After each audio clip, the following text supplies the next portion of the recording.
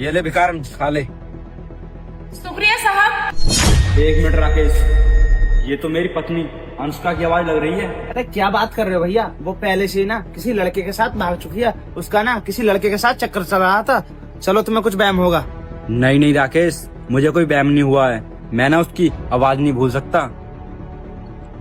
अरे राकेश, ये तो सच में अनुष्का है, लेकिन ये विधवा की साड़ी में यहाँ पर क्या कर रही है?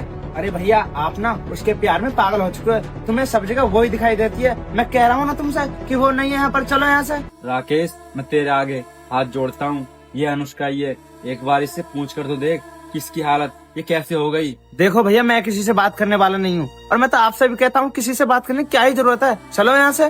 ठीक है राकेश, अगर तू मेरा साथ नहीं देगा ना तो मैं खुद जाकर पूछ लूंगा कि इसकी हालत ये कैसे हो गई।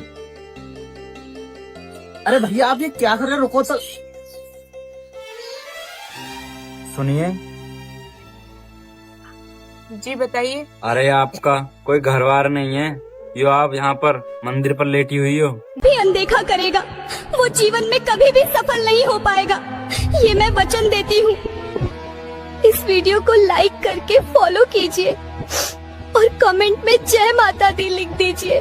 नहीं साहब, मेरा कोई घरवार नहीं है। अगर मेरा कोई घर होता तो मैं इस तरह मंदिर पे थोड़ी लेटी हुई होती। कोई तो घर होगा आपका, यहाँ पर आपकी शादी हुई हो। मुझे बता दो, शायद मैं आपकी हेल्प कर दूं। साहब, मेरा भी घर था, लेकिन वहाँ से मुझे धक्के मार के घर से बाहर निकाल दिया गया। पहले घर था? मैं कुछ समझा नहीं, सही से बताओ।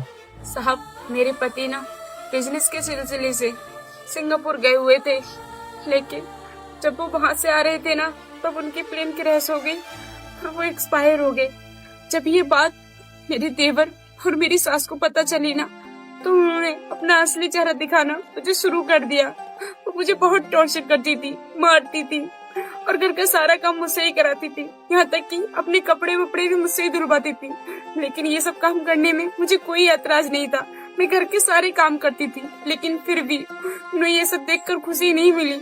एक दिन उन्होंने मुझे घर से धक्के मारकर बाहर निकाल दिया। तब से लेकर आज तक मैं इसी तरह भटक रही हूँ। और वो मुझसे ये भी कहती थी कि तू ही मनुष्य है, तेरी ही वजह से हमारा बेटा इस दुनिया में नहीं रहा, तू ही मेरे बेटे को खा गई है। साहब, ताने सुन सुनकर मैं पक गई थी, लेकिन मैं फिर भी बर्दाश्त कर रही थी क्योंकि मैं मजबूर थी, कुछ कर भी तो नहीं सकती। तब से लेकर मैं आज तक इसी तरह भटक रही हूँ। तो सब कहते हैं ना, जब पत्नी के सिर से पति का साया उठ जाता है तो अपने भी मुंह फेर लेते हैं। और मैं अपने घर भी नहीं जा सकती क्योंकि हम